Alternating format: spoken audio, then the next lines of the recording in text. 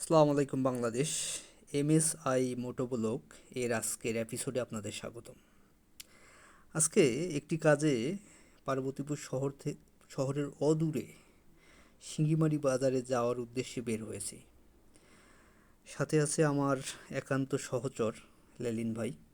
সে drive করছে আর আমি পিছন থেকে ভিডিও করছি। তা ভাবলাম, যেহেতু বাজারে যাচ্ছি, তো রাস্তার এই অপরূপ সৌন্দর্য আমি কেন একা দেখব, আপনাদেরও একটু দেখাই। সে উদ্দেশ্যে মূলত ভিডিওটা করা। রাস্তাটা এতটাই সুন্দর যে এই গ্রামের যে মাঠ আছে, মাঠের মধ্য দিয়ে যে এত সুন্দর একটা রাস্তা চলে গেছে, যেটা যদি আপনারা না দেখতেন হয়তো বুঝতেন না যে আসলে কেমন হতে পারে একটা জায়গার সৌন্দর্য। তো যাই হোক, যে কারণে বের হওয়া, উদ্দেশ্য হচ্ছে আলুর বাজার পর্যবেক্ষণ করা। বাসাতে খাবো সারা বছর, এই উদ্দেশ্যে কিছু আলু ক্রয় করব। যার ফলে আমি এবং আমার সেই সহচর লেলিন ভাই একসাথে বের হয়েছি। সেও কিছু কিনবে, আমিও কিনব, যার উদ্দেশ্যে বের হওয়া।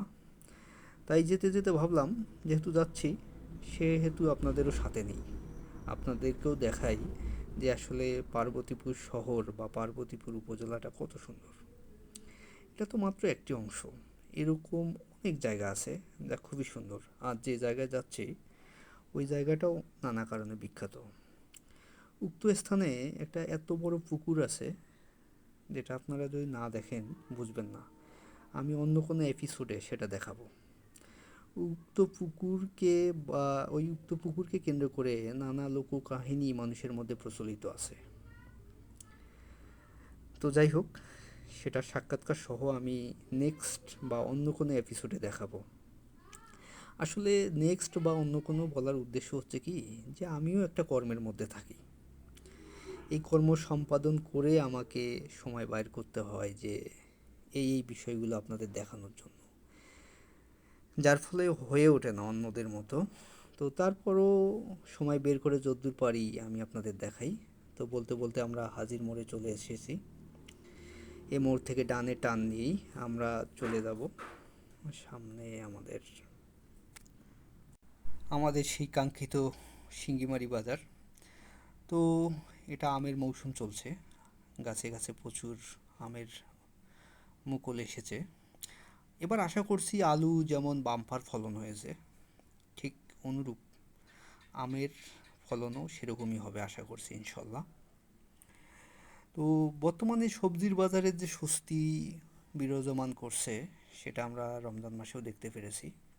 এর মূলত কারণ হচ্ছে আলুর বাম্পার ফলন,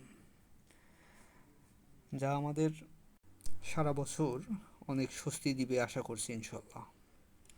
তো যাই হোক, যদিও আলুর অনেক ফলন হয়েছে, তারপরেও বাসায় খাওয়ার জন্যে সারা বছর কিছু আলু ক্রয় করতে যাচ্ছি। তো বন্ধুরা, বলতে বলতে আমরা সেই কাঙ্ক্ষিত স্থানে চলে এসেছি। কিছুক্ষণের মধ্যেই আমরা সেই বাজারে প্রবেশ করব। তো বন্ধুরা, আজকে এ পর্যন্তই। দেখা হবে অন্য কোনো রাস্তায়, অন্য কোনো সৌন্দর্যের মধ্যে। ততক্ষণ পর্যন্ত ভালো থাকবেন। খোদা হাফেজ।